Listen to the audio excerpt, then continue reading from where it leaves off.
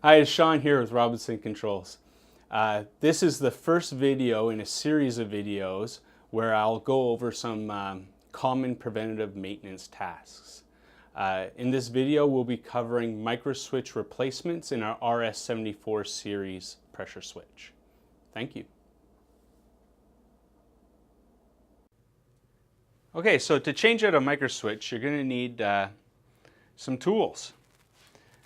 You'll need snips and or side cutters, a torquing screwdriver set at 3" pounds with a 7/64 hex bit, a 7/64 hex, a 1/8 hex, and a 3/16 hex.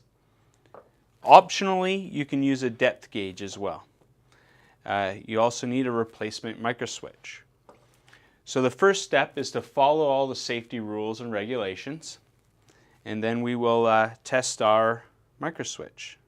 So I'm going to test the normally closed,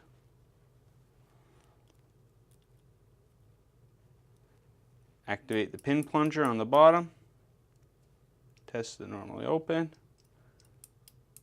There we are.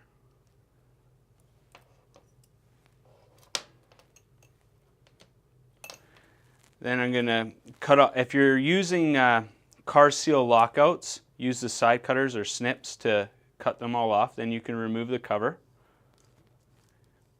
The locking screw is a 3/16 hex.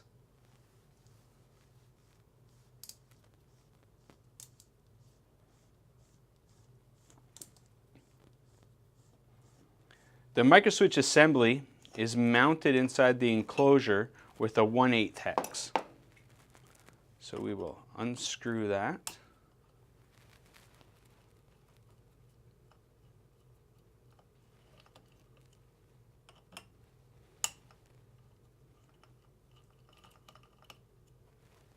And here's the microswitch assembly. I'll need a 7/64 hex to remove these mounting screws.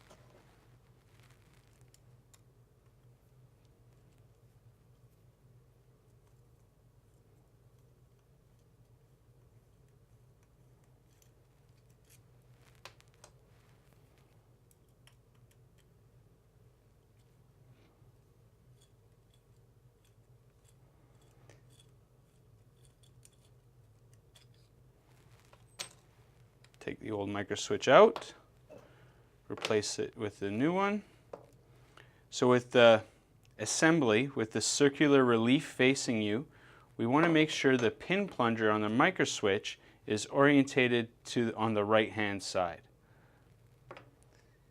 And we'll replace the insulator.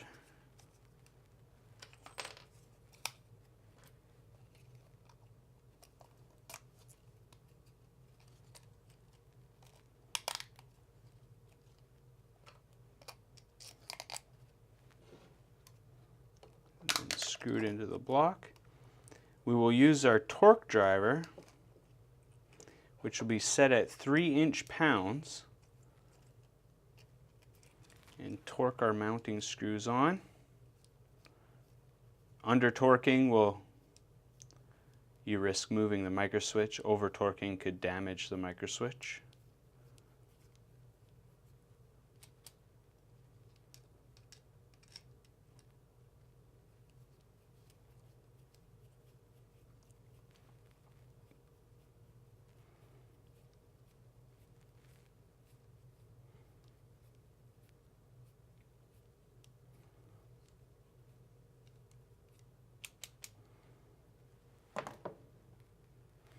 Use a 1/8 hex to reinstall the microswitch assembly.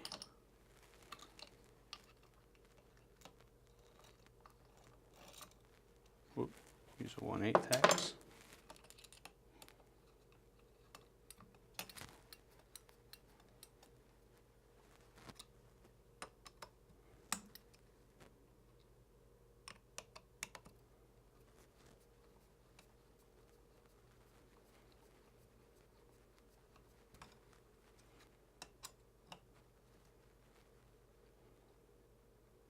Okay.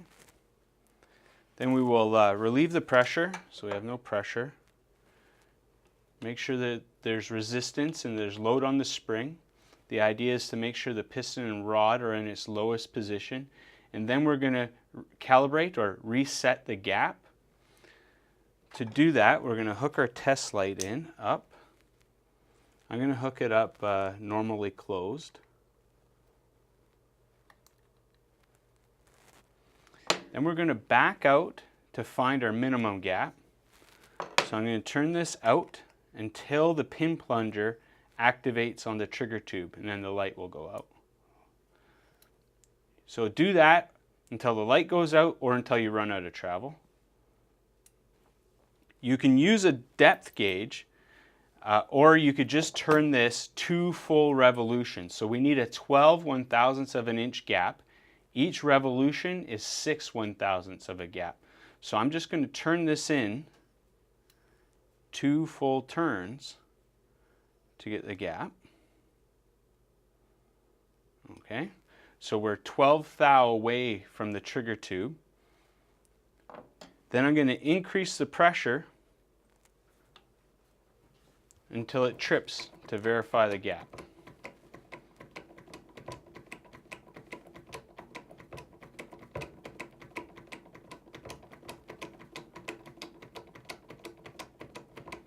Here we go.